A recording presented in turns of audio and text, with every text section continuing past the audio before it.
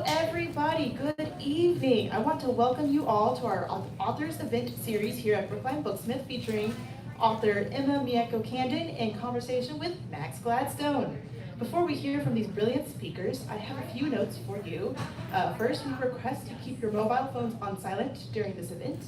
And if you haven't yet picked up your pre-ordered book, me and my colleague have them back there. We are also selling more books, so if you decide you want more, please come and find us at the end of the event. And then the signing will be here at the front after the event is over. We're going to make the line go that way towards the jewelry table. If you can come collect in this area after the event is over. And if you do not want to be online, we are live streaming this event and our camera is right over here, so unless you want your face on the interwebs, refrain from walking in front of this camera. So tonight, moderating the event is the Hugo, Nebula, and Locust Award-winning author Max Gladstone. Woo. His works include Empress of Forever and Craft sequence of fantasy novels and games, and with Amal El-Motar, the international best-selling This Is How You Lose the Time War. His interactive projects include the XYZZY nominated Choice of the Deathless and Deathless, The City's Thirst, which take place in a world of the craft sequence, and Gladstone created a serial box series Book Burners and the interactive television series Wizard School Dropout.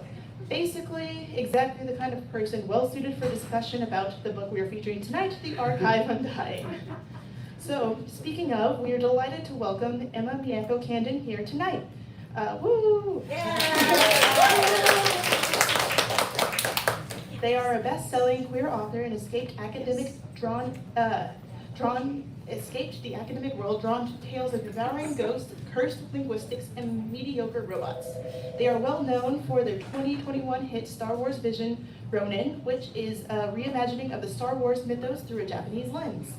My favorite line from their press bio is, "As an actual cyborg whose blood has been taken for science, Em is grateful to be stationed at home in Hawaii, where they were born and raised as a fourth-generation Japanese settler, and where they remain academically haunted by identity, ideology, and imperialism." And so, as you may know, the featured title of this evening is The Archive Undying, where war machines and AI gods run amok. It is the first volume of Candon's sci-fi series called Downworld Sequence, where AI deities and brutal police states clash, wielding giant robots steered by a pilot priest with corrupted bodies. So I know you are just as eager as I am to hear from these wonderful authors, so please help me welcome them to the store.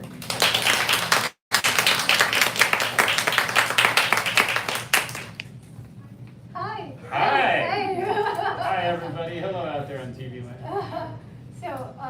I promised, am I properly speaking into the mic? Okay, cool. Just wanted to check. So I promised I had a little bit of a spiel that I could go into. And essentially it starts with, like, when I was 25, I was pretty decrepit. And when people looked at me, they were like, well, this young person looks like they've been through something. And so they would never ask me the thing you typically ask a 25-year-old, which is, so what are you doing? Because, you know, it was kind of obvious, like, okay, you're being alive. That's what you're up to. And another thing that would happen was that they would, like, some people would sit down with me, and after we chatted a little bit about the fact that, like, I had been hospitalized for like half a year, and that my life had been, you know, ultimately saved, but it'd kind of taken some stuff. They would ask, so, like, you seem so wise for someone so young. Like, what have you learned from this experience? And eventually I would just be like, I don't know. You're gonna have to come back in 5 years, and maybe then I'll have more of an answer. And now, fortunately, I can point to the Archive Undying and go, like, it's the recovery book. Because, you know, I didn't get that was what I was doing until a couple drafts in, but good job.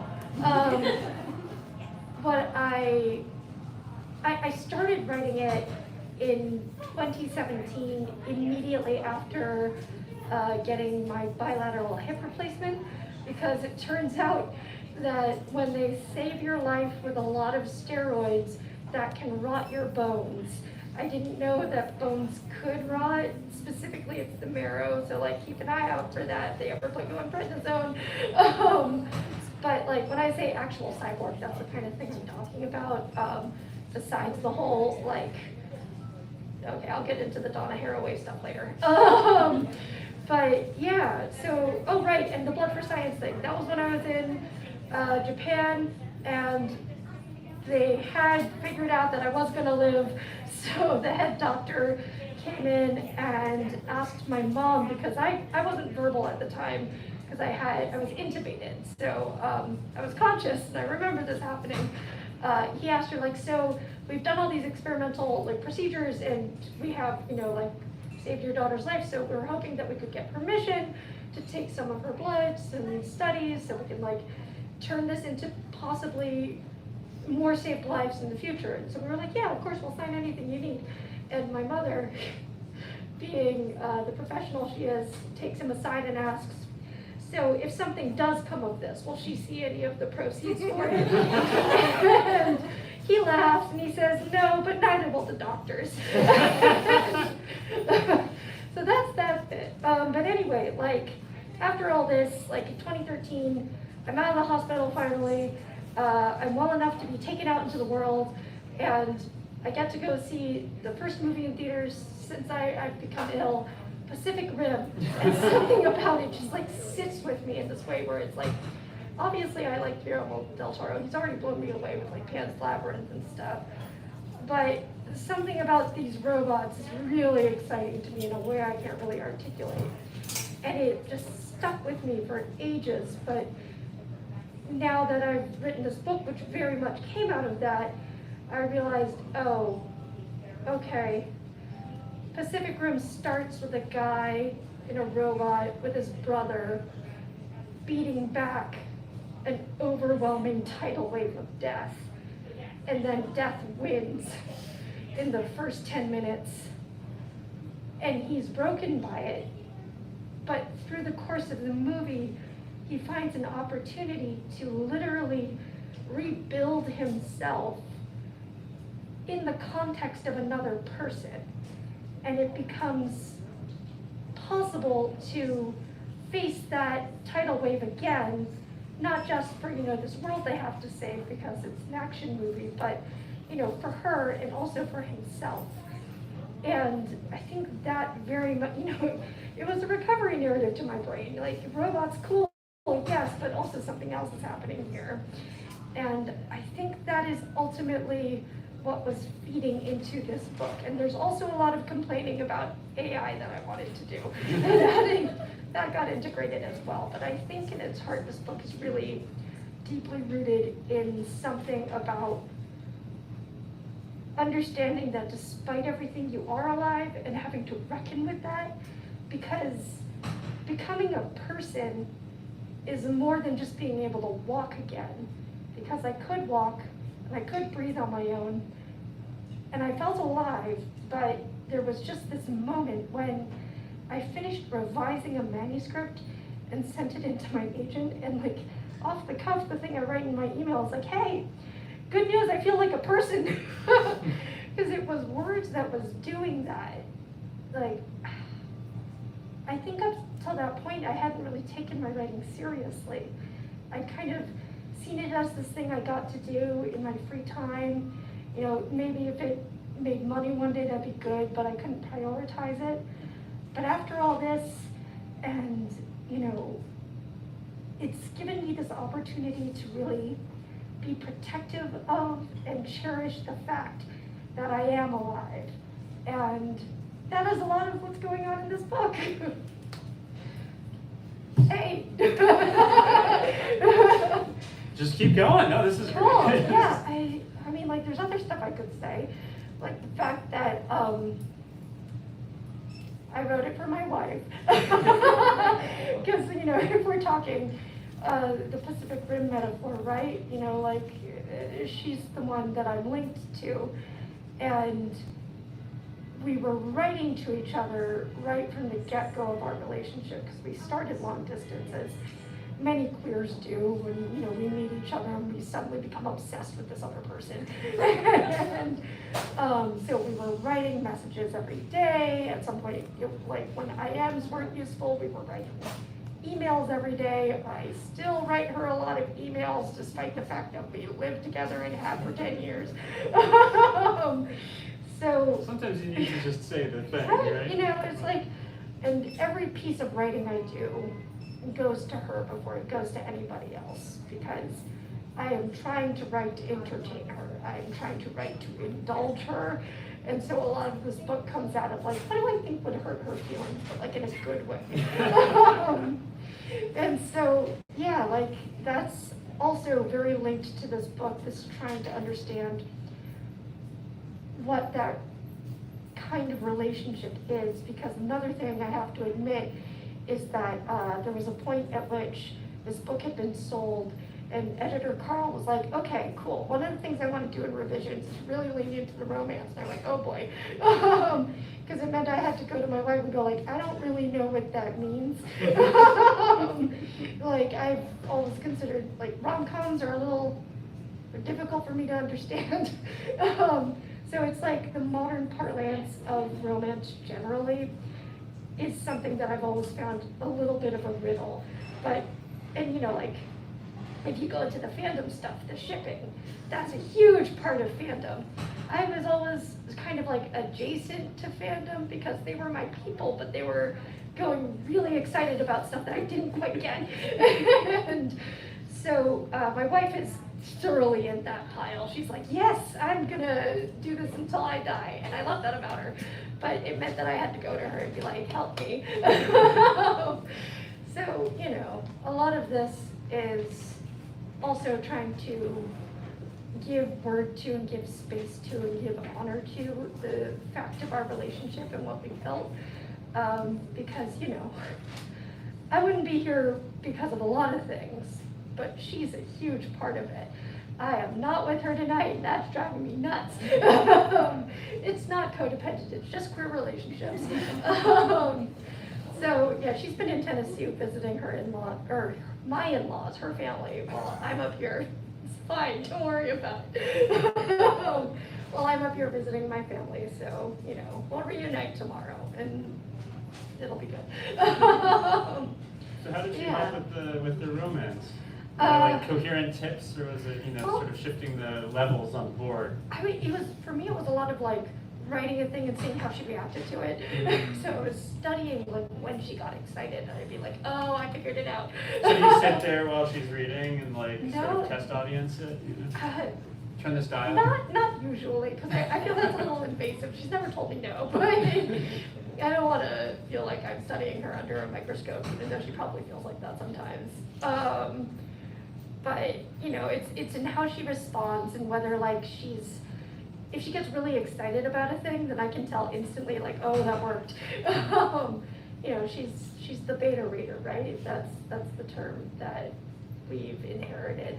But it sounds like something a little bit more than that even. Like there's this one challenge with writing where it can sometimes be a little bit solipsistic, or you can feel sort of like you're disappearing into your own chains of preference or ideation. And having one specific person that you're writing for can sometimes shift that around. Yeah, so there's this advice that floats around, and my attitude towards writing advice is usually, the thing that works for you in the moment will hit you when you read it, and everything else will just sort of like vanish, and then you'll read it again later and go, oh yeah. But there was one that hit me at a moment that was like, don't try to please everybody when you're writing, just like think of your ideal audience or just one person that you're writing to, and thus far it's pretty consistently been her. Sometimes I'm trying to entertain myself, but you can tell when it gets a little like abstract and weird. But otherwise I'm mostly writing to her. That's great. It's great advice too. My favorite version of it that I've ever seen is the Kurt Vonnegut one, where he said, if you throw open the window and try to make love to the world, you'll get cold. Yeah, absolutely. Because like, I know that was an anxiety that sort of stopped my hand a lot before I was really letting myself engage with writing craft. It was like this terror of like, but will my parents enjoy it? And now I tell them, you can read it, you cannot talk to me about it. Oh man, I should have done that. I got that advice from somebody too. I don't remember where, but they were like, yeah, my family's allowed to read my stuff and they will never speak of it to me. And I was like, oh, I need that. That's how I feel about my in-laws. They're very supportive. Yeah. And, you know, anyway. So had you been writing since childhood, or was this something that you came to? It was a thing I kind of stumbled into when I was 12 or so. At the time, the kids were using BBS forum boards, and they were using them to do role play and stuff, and to also like write little stories. And one of my friends had the will and the know-how to make one for our little friend group. And a lot of us turned out to be queer, because, you know, that happens. But we were just writing these stories, and it quickly became apparent that I was pretty good at it. It was probably because I was writing a lot. It also gave me this, I think, kind of toxic fear of fan fiction, because I could see a lot of the bad fan fiction stuff happening in my friends' writing, going, oh, I am never going to describe eyes as orbs. But at the same time, like, being where I am now, I am so aware of what things like writing fan fiction can teach you that I don't find that intuitive and that I am actively studying. Like, for example, I think it makes you really, really good at sensing your audience's desires and being able to indulge them in various ways. And that's a thing that I'm not really paying attention to unless you're my wife or me. But yeah. It's really hard to do when you're writing like a book text sort of by yourself. Yeah. For me, whenever I need to reconnect with it, I try to get a tabletop session together, because for me, it's that feeling of you throw out a pitch or you introduce a story element and you can see who at the table it connects for. There's this electric moment, instant feedback. Oh my God, that's genius. Oh, I'm sorry.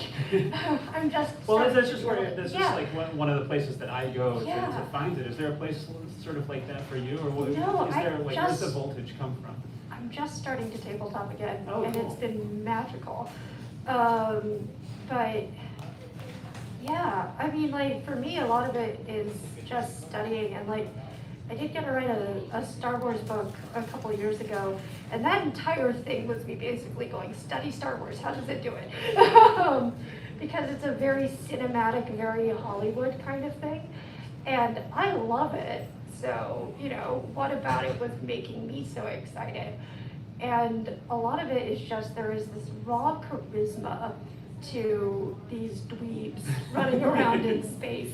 And they are dweebs. Like, when you meet, you know, people complain about early Luke in A New Hope because he's whiny, and I love that. It's so funny. But like, yeah. And any 16-year-old should be so lucky to be. Right? So, it's very believable to me. Like, Uh-huh. Han is a person who's run away from responsibility and anything that looks like it for his entire life. You get that sense almost as soon as you meet him. And Yeah. he behaves like that consistently for the rest of the film until Yeah. that final turn. Like, they all feel like people that you might know. Yeah, no, I love it. It's just, it's so charming is the word I kept defaulting to until it like ceased to have meaning, because I just liked the vibe feels so real.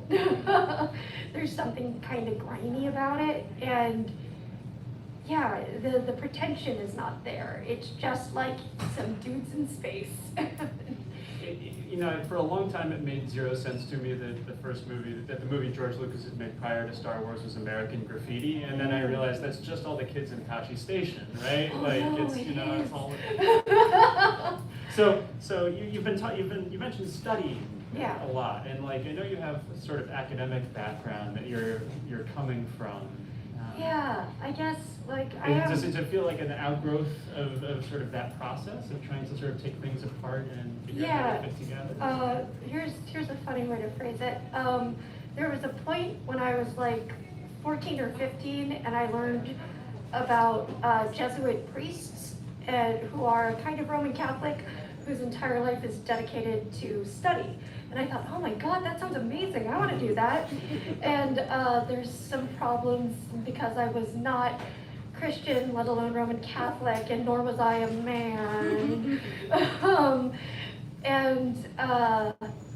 Yeah, and then I learned about professors and went, oh, okay. Similar Same thing. vibe. So yeah, I've always been someone who's very attracted to ideas and like picking them apart. It's kind of the way that I just default engage with things. I like to pull them apart and observe the systems and elements going into why they happen the way they do. That's Yeah. interesting because to compare with the sort of text in Archive Undying, it's so bodied. I mean, Sinai specifically spends a lot of time reflecting on different ways that his body is breaking or coming back together, and there's a keen awareness of everybody's anatomy, even on a kind of neural level. Yeah, so that's actually really rooted in my understanding of psychology, because right before I started writing this book, I had just finished a master's in clinical psychology, so two things were going on. I was keenly aware of my body because I was going through major surgery and so forth, and also I had just done a lot of studying of like how our bodies actually function. And the thing about that is that we are creatures of sense and perception, where your brain operates based on the inputs it gets from the world. And then you translate those inputs into a perceived understanding of what is going on. And that's when logic comes in. So like, this is the kind of reason that I look at what we call AI and I go, no. It's a very, very, very good algorithm. We're very proud of it, but it's not thinking. And I was just talking to Max in the office about like, I've been trying to figure out where I was reading things that made me develop all of these opinions on AI back in 2014. Because we're talking about it now, but at the time that was when I was reading about things like machine learning and neural networks, possibly because I was studying statistics, and so it was adjacent. But part of that ended up going like, oh, okay, so everyone afraid of one, the singularity, or two, that AI, true intelligence is just around the corner. It's just flat out uninformed, just does not know what they're talking about, because maybe we're going to be capable of creating a sophisticated system that is informed by perhaps capitalistic impulses and ideals and needs, and we should be concerned about that in the way that we're concerned about all capitalist problems, but it's not going to be thinking like a human. And so when I wanted to write this book, a huge part was like, I'm going to think about how true AI would function in the context of psychology as I understand it, and it's deeply embodied. So perhaps as a consequence of my body at the time being kind of screwed up, I realized like, oh, okay, it's also, because it's embodied, it's also going to be about screwed up bodies. Yeah. And we see the AI sort of coming apart. Yeah, Again, yeah. the different creatures inside, like the entities coming apart. Yeah, it's like 1,000 miniature apocalypses. Yeah. Excellent. Yeah. So in that context, one thing that really struck me about the book was the run amok was a word that was a term that was used in the introduction, but the violence, at least for most of it, is really shockingly contained and brutal when it happens. Like, a giant robot fight will maybe take 2 to 3 paragraphs to execute very well in a way that felt very Evangelion to me, like intense build-up, a lot of pressure, and then this profound violent rupture. So how did you approach trying to get that discontinuity into the page, that feeling of like, oh, something's deeply wrong here? So I'm afraid of big machines. And so that's really a lot of what I was trying to convey, and also because I like action movies. And so I just consumed a whole bunch of them and still do, though a lot of what's coming out these days is kind of samey in a way I don't really enjoy, which is why, like you can say, well, I like it when it's more like Die Hard, because here's a guy who's just being kind of thrown around the screen for most of the time. He does not look good by the end, and it's great. You're in a kind of post-John Wick, post-Fast Yeah. moment right now, and nothing's really come up I yet. actually haven't watched John Wick yet, and I Oh, know I okay. should because I think I'll love it. Strong recommendation. The first But, one yeah. is fantastic. The subsequent, well, I've only seen the second one after that. My sense is that it gets very, were you aware of the World of Darkness in the 90s? Yes! Yeah, so it goes deep into the World of Darkness Oh my lore. god, that's It's fun. like, if you just imagine that the first one is sort of about assassins, but Uh-huh. 2 through 4 are like obviously just about Tremere, like, running around and That's doing fun. It'll be a vampire different stuff. kind of fun. Yeah, But yeah, so, right, violence. Yes, violence. I'm Action afraid of movies. big machines. I study action movies and stuff because, like a lot of writers, there was a point at which I really struggled to write action scenes. And so I would read action scenes, I would, again, study them, I would read how people talked about them, I would read about actual martial arts, and the things that you learn in that is that a real fight is very quickly over. If it is taking forever, it's because two people are kind of slap fighting in a parking lot. But like actual violence is pretty quick. And I think there's something about being keenly aware of one's body that makes me a little bit aware of like how easy it is to break things. And like when you break an arm, that you're done, you're screwed, that's it. So there's a lot of, I would say, violence between machines in this book. And I try to take very seriously every time violence occurs in the context of a person, because we are very squishy and it doesn't take much. Yeah. Yeah, even a serious cut. Yeah. Oh, yeah, no, I realized at one point when I was trying to write the sequel, like, oh, this is why I'm having trouble with this scene, because a lot of the action in this book happens between robots, so I kind of don't have to pay attention to if a body can do that. I can just kind of go wild, but like, as soon as a body is on the page, I'm trying to think about that kind of weight and the kind of thing I enjoy in an action movie, which is generally not like the kind of fist fights that take 5 minutes or 15 minutes at the end of every Marvel movie. That doesn't really interest me. I want to see how 30 seconds matters. Yeah. I mean, that's something that really struck me, is the level of discipline about these. I, grew up on Hong Kong action movies, Oh, yeah. so I find myself, and also on Dragon Ball Z, so Uh-huh. I find myself often trying to Uh-huh. really wanting something that's protracted, where you can show a lot of character, but then you get into this realism problem, as you say. Yeah. Which is a funny thing to And, like, you don't- care about when right. you're dealing with like 40-foot tall robots or wizards or whatever, but it really feels important when you're writing it down somehow. And like, I don't think you have to always do that. I think it can be really fun to just sort of like indulge in something about it, but it was what felt right to the project, I guess. Even the robots don't, Yeah. you never lose awareness of the body, even with like the Maw, which Yeah. has an extremely modular design, and so Yeah. might very easily descend into like goofy sort of edge of tomorrow piles of CGI, but it feels very clear when something's happening to the body. I'm remembering the first fight between the Sovereign and the Frag, and Yeah. like a couple of chapters in, sorry, very limited spoilers, you'll get there in about 10 minutes, I promise, Yeah. where, you're just wrenching an arm off. Yeah. Very vivid, very, Yeah. I keep saying embodied, I'm worried it's going to lose all meaning, but it really struck me I had a with the disembodied arm, I guess. I had a thought and it disappeared. But yeah, no, it felt important to just, well, right, maybe it was that, I don't think it was, but when I talk about, consciousness is embodied, that had to be true for the AIs as well, right? Even I drove myself a little bit insane going like, but how does metal feel? And then I decided, don't care about it, doesn't matter, it's not important. But yeah, that was a lot of what was That was the thought process, I'll say. Awesome.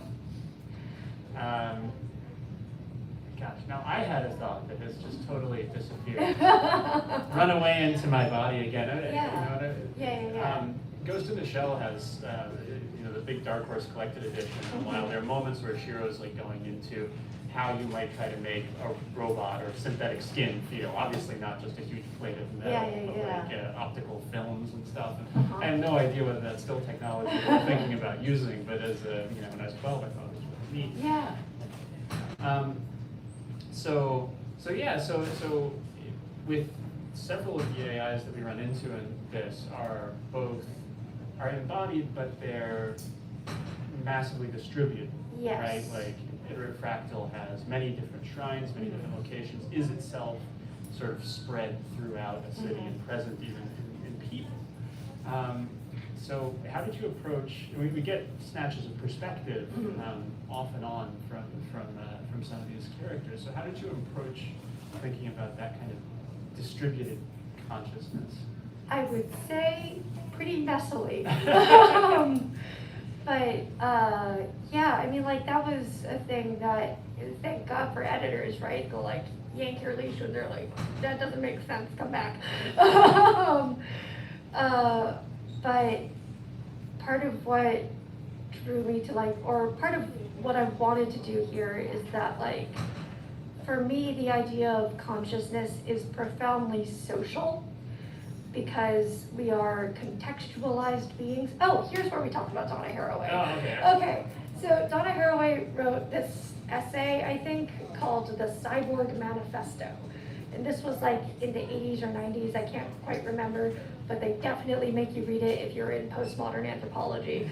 And I loved it because I thought it was so interesting and it felt so correct. But the basic thesis is that we as a species became functionally cyborgs, as in a being extended beyond the flesh, or not solely defined by the flesh we are born with, the moment we had tool use. Because this is how we are enacting ourselves upon the world. So you pick up a rock to open up a nut, you're a cyborg, congratulations. But layered onto this is this notion of selfhood. So if I leave this room right now and I leave my shirt behind, this is still Emma's shirt. And my context doesn't leave. It is an extension of my selfhood and being. And that gets even more complicated when it's my wife bought me this shirt. So she's also involved in this. And contextualized selfhood, therefore, to me, understanding the way people are meant that these AI entities I was constructing, if I wanted them to be human-like, they had to be extremely dependent on interaction. And there's this rule in it where they can't interact with each other. So they are fixated, absolutely, on human beings. They are obsessed with humans because, that's who they've got, right? And it's phrased in these ways of they're obsessed with people. They claim ownership of people. And I think that's functionally true because they're wildly powerful and they can just sort of change the world if they feel like it. But at its root, it's just being alive, just being thinking and conscious.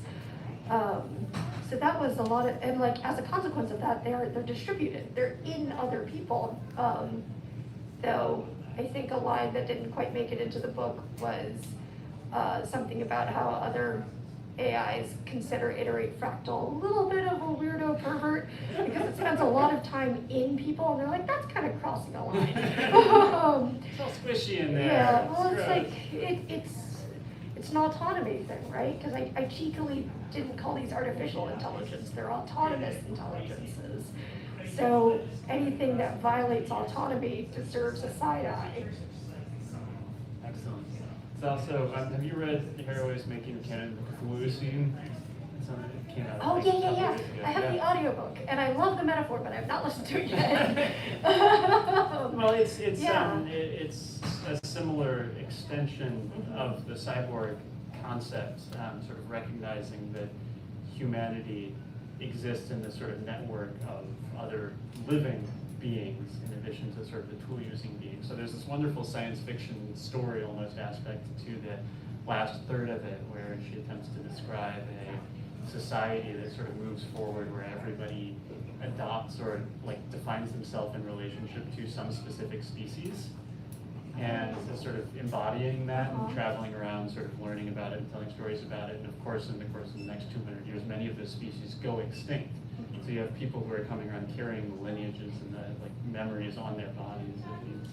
Oh, I love that. It's really cool, like a way to sort of reverse the imprint. Yeah, yeah. And what you're mentioning about cyborgs and tool use, my dirty confession is I've never actually read the original cyborg essay, but I was for a while really entranced by the fMRI studies on mirror neurons. Oh, yeah. About like how if you are using a hammer, and you see a picture of the hammer, then the same parts of your brain basically light up as if you see a picture of your arm. I think I might be getting some aspects of this wrong, but and if you have somebody who's engaged in like driving a car, for example, their senses of like where their left and their right or their legs are kind of map onto the car. The brain does this projective and associative work of connecting itself sort of with the car through almost analogy, to the extent where you can then like, just if you do the thought experiment, like you really vividly imagine yourself like holding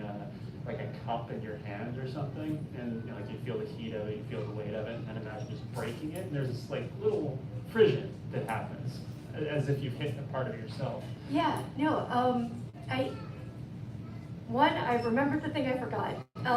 Two, yes, no, that's, it's one of those, those are such delicious studies because it's, Donna Haraway is never just talking out of her butt. She's thinking like really deeply about how things function, but here's like this really meaty, like genuinely flesh physical proof of like the kinds of things she's observing and writing to us about. The thing I was thinking about, and I can't remember now what sparked it, but it was like the abstract, abstract fights. Like those get really uninteresting to me really fast because I don't like it when magic is a matter of like, and she willed it to become true. Like, two people grunting at each other. Yeah, like it doesn't work for me. So I think that was definitely part of it. That's also, by the way, some of the stuff that's attracted me to your work. Because I think you have this excellent way of making everything weird that happens kind of fit into this sense of the universe that you have drawn out. Anyway. That's what I'm hoping. I mean, you want to, especially when you're making a world that's extremely weird, like like the world in Archive Undying is. You need to give people handholds, ways to orient themselves, even a sense of what direction is up. And with especially with something like magic that we don't have that much of a lived experience with. I guess if you're deeply enmeshed in a magical tradition, then maybe you'll feel otherwise about that. But I think it's not like a common everyday walking around kind of experience. The question is sort of what is it like, and how do you process it? And that's, for me, I was reaching for questions of contract and banking, all these moments that big abstract forces touch and impinge on our lives. We find ourselves kind of at the mercy of or engaged with vast powers beyond our control.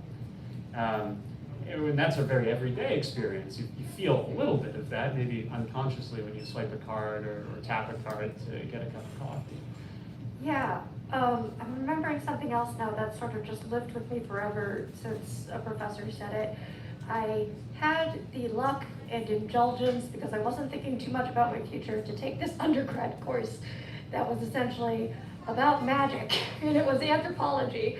And one of the first things our professor says to us is like, now I'm gonna need you to really sit with this thought, and it might seem simple, and it is, but if you get it, it's gonna like change the way you engage with things a bit. And it was, magic is real. And what I eventually took that to mean was that anthropology is inherently a very invasive field, it's going through an identity crisis as a consequence of the fact that it was deeply mired in imperialism as an entire like context. So postmodern anthropology is a lot about going, how can we do the thing we want to do, which is honor and articulate culture and life without contributing to an attempt to exert power over it. And you could argue that this is impossible. I think that there's probably some merit to that argument. But part of it means having an inherent, really foregrounded respect for the moments that you are in. And so when you are engaging with a moment that is an act of magic that someone is doing, it is real. That is what is happening. And again, for me, I guess it got really married to the sense of the physical moment that we are occupying with other people. So it's physical, it's social, it's interpersonal, you know. Yeah. I don't know how well connected that is to this book. Well, I mean, Yeah. there's a lot of interpersonal, there's a lot Yeah. of interweaving of identity, there's a sort of Yeah. constant or continual thread of like the degree to which people have been present in one another's lives, Mhm. whether or not they're aware of it or whether or not they've attempted to reject it. There's sort of running issue of like, you know, is there a me in you? Is there a you in me? And how happy are we about the existence of those identities? Yeah, I'm digging even further into that into the next book in a way I can't talk about. So this is just like a deep fan nonsense question Yeah. for me, but had you seen Ava when you sat down to write? Do you have that No. genealogy? Awesome, fantastic. This is great. I actually have not watched even the original series. Good, good, I've good. just watched the first 3 movies. So like, oh, the new movies. Yeah, the new Okay, movies. okay. I did have at one point a friend who I just like listening to them talk. They would, on the phone, regale me with summaries of episodes of television or anime they had watched or fanfics that they knew I wouldn't This is my read. favorite way to do it, by the way. It's great. And so I heard a degree of Eva that way. I don't think I absorbed that much of it. There were some things I absorbed because I was like, that seems weird. But it was less about the robots and like, why would a person do that? Yeah. It is sort of That Seems Weird, the show. Like, Yeah. And I remember reading some of the manga in the Borders after school, just like picking it off the shelf and going, oh yeah, my friend watches this. And then being like, oh, I remember what happens in this part of the story, and they're like, that didn't happen in the anime. Well, there's a repeated theme Yeah. in that, and I think some of this goes into Inform Pacific Rim, and then Uh-huh. like sort of later generations of giant robot nonsense, of the barriers of the self, the degree Yeah. to which there are, the identity is something that we enforce by terror, rejection, you know, Yeah. force of will, Uh-huh. and the extent to which maybe it might seem desirable to drop those barriers, but maybe you can't function when you do it. Yeah. Specifically, there's a really famous scene late in the series in which one character is sort of strangling another Yes, character uh-huh. by the throat. Yeah. It stuck out to me as a Oh yeah. sort of moment of Oh. convergence, divine convergence, Right. hunting you down there. Yeah. So I had absorbed a degree of Eva through cultural osmosis, Excellent. being a nerd surrounded by nerds. So I can recognize usually when something is a meme reference to it. But that meant that I did get to have the experience of watching the movies and going, oh, they have teeth. I'm being really delighted by that. And those teeth do some terrible things. And I was like, oh, this is why people tell me that Archive reminds them of Evangelion. It's good. Yeah. You gotta love robots with teeth. Yeah, it's bones. They can smile at you. They're so Yeah. charming. Yeah, just having a good day. Yes, really friendly. They move in a completely normal manner too. Lucky them. Yeah. Excellent. Excellent. Yeah. So tell us more about what your, well, I guess don't spoil anything, but I'm curious what your sort of plan is or your thought about the shape of the story overall. This is a big project that you're entering on. So I'm currently praying, as someone who doesn't pray, that this is a duology. Because Good luck. Oh no. I've written those duologies. Oh no. See, this is why when I first signed a contract, Carl was like, do you think there's more books? Because I had written it to function as a standalone because I was a baby author trying to sell my first book. And, I had had a discussion with my agent, concluded, well, standalones are usually a safer bet, so you're more likely to actually get that sold. And so I wrote it to function as a standalone, but because of its Pacific Rim origins, there was almost kind of an obvious second book where if you're writing from this one person's perspective, but they do end up getting really tangled up in someone else's brain, obviously you have to hop over to that other brain and have fun, right? And so yeah, I told my editor, definitely a second, maybe a third. I've got some sense of places in the world that I deliberately didn't answer any questions in because I don't know those answers. And I figured, You don't have to tell them that. no, I happily say I just don't know what's going on with Cradle. I know some things, but You might not know that you know. yeah. Yeah, so so what we did was we did the, all right, we'll sign for 2 books and we'll leave it hanging as and then option, which is very standard. You have to send them your next thing in this genre for this age group or right of first refusal. And, that could be the 3rd book. But then I started trying to write a follow-up to something I had written to be a standalone and went, uh-oh. I resolved all of, well enough I resolved all the emotional problems to be contained. And so I don't know how to write another one without rehashing, which I dread and don't want to do. I need this book to be in conversation. I don't want it to be an echo. And then they open up a bar. That would be the good ending, right? That'd be oh, okay, you people learn how to relax. That's fantastic. For as much as food service is Everybody relaxing. gets Xanax and therapy. Right, yeah.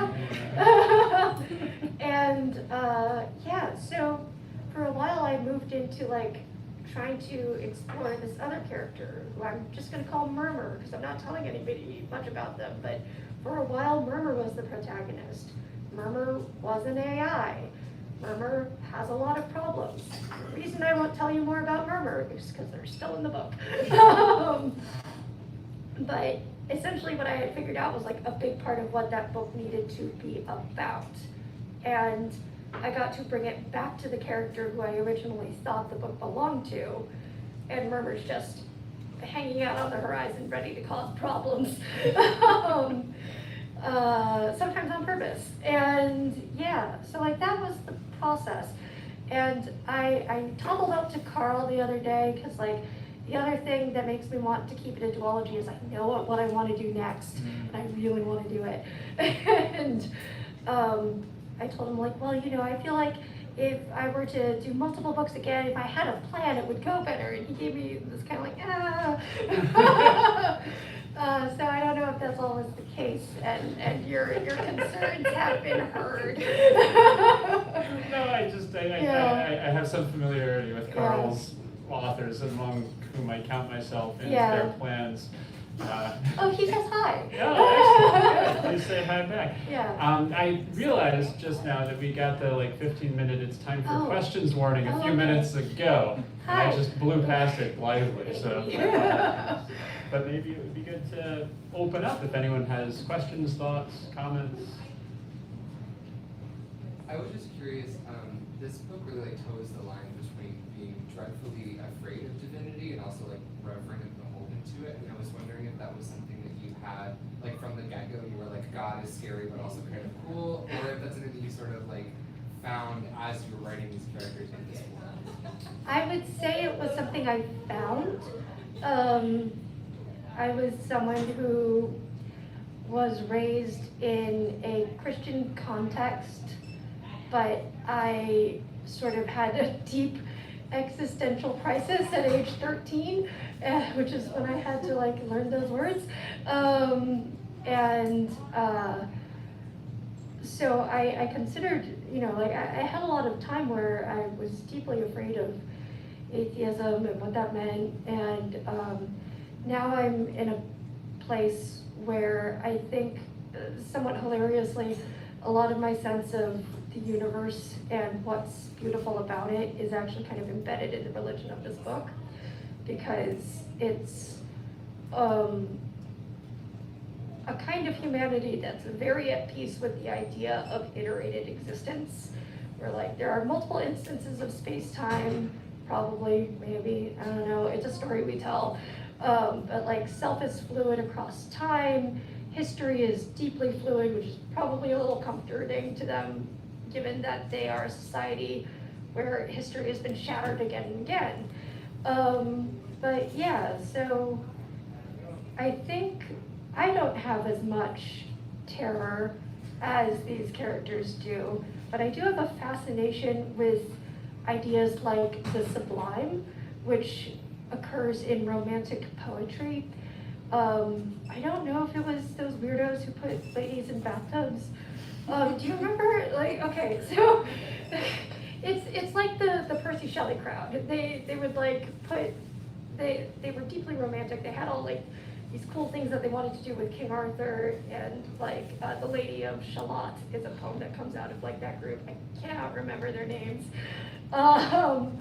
But the notion of the sublime is confrontations with reality that are at once ecstatically beautiful and ecstatically terrifying. So that was probably a little bit of what was floating around in here. I also, as someone who pretty early on went like, I don't think faith is an experience I really have, at least not in things that aren't tangible, or, you know, in people. I try to have a lot of respect for it because, again, magic is real. You are entering other people's contexts, and you have to put those contexts first and foremost when you're interacting with them.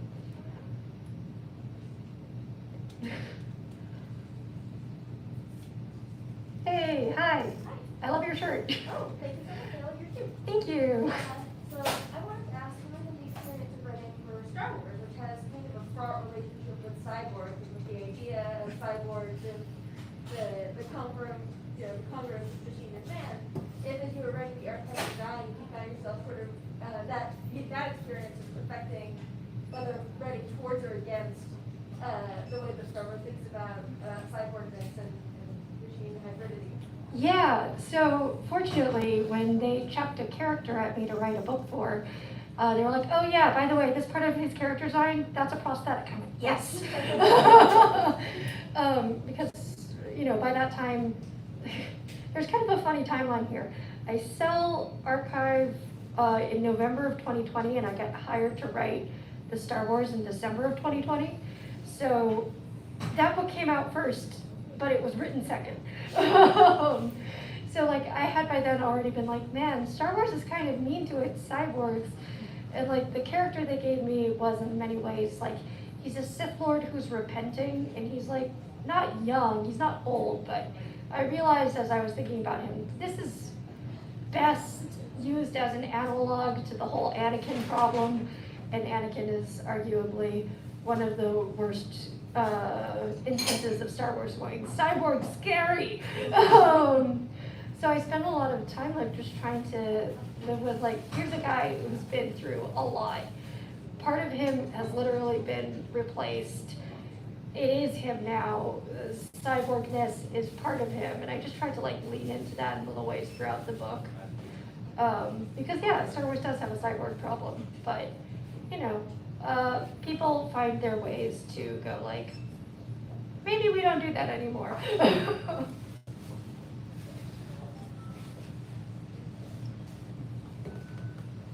Good, good. One more? Yeah, yep, hi. Hi, Miley, that's my cousin. I'm book. I find it really fascinating and exciting that your novel with such an AI focus is coming out at a time when AI is really exploding in, mainstream culture. So I'm curious if you have used any of these, mainstream AI tools and what your thoughts are, or what your thoughts are on the kind of media coverage of the AI thing. Yeah, so fortunately, I have a lot of grievances to air. And it's basically like, we're using the term AI now because Silicon Valley thinks it's sexier, because it's not what they are. It's very sophisticated algorithms. Yay, good algorithms, did your job. I, for fun, one afternoon went to ChatGPT and asked it, because I was curious. We didn't really know what its capabilities were. And I was like, could you write for me a scene of a ninja and a robot duking it out? And it did, and I told it to go like in the style of J.R.R. Tolkien. And it was bad. It was not. And then I asked it, like, can you write me this scene in a way that's like less stereotypical? And it did, by making the ninja a woman. And then at the end having this little paragraph about, and this is why it's not stereotypical. And it's still in the style of J.R.R. Tolkien. And I went, okay, this is funny. And I asked it to use other author styles. I did Ursula K. Le Guin. I did, I think, Brandon Sanderson. I was just really curious, using authors. I just done Cormac McCarthy because like that's really fun, right? And it was like none of it was very good, and it gave me a pretty good insight into like how the machine worked, how it was like remolding sentences but borrowing from itself. And every single time it would rewrite that last paragraph on this is why it's not stereotypical in the style of the new voice. It was, I had the best hour. It was so funny. But yeah, so like they're perfectly decent mediocre robots. I love mediocre robots, which is basically what we have now, which is a robot that's pretty good at doing one thing. So like, love the Roomba, don't ask the Roomba to do the dishes. That's not gonna end well for it or you. And ChatGPT is actually pretty good at like meaningless text that's the formality of existence, right? Writing emails, creating schedules, but it's incapable of art, and we should be scared of it because the people in charge of it want money. We cannot trust them. So like, I had not these opinions about like what specifically the effects of it are, because at the time when I was developing these opinions, we didn't have generative AI. It wasn't something I even imagined we might have at some point in the near future. But I have just like seen nothing to convince me that we'll see anything like true AI in my lifetime, because again, it's built on different foundations. Okay, cool. Hi. So, you want to organize, folks? Can I tell them to just like join the stage? Yeah, basically, thank you so much for being here. We are so honored to have you both. So thank you, guys.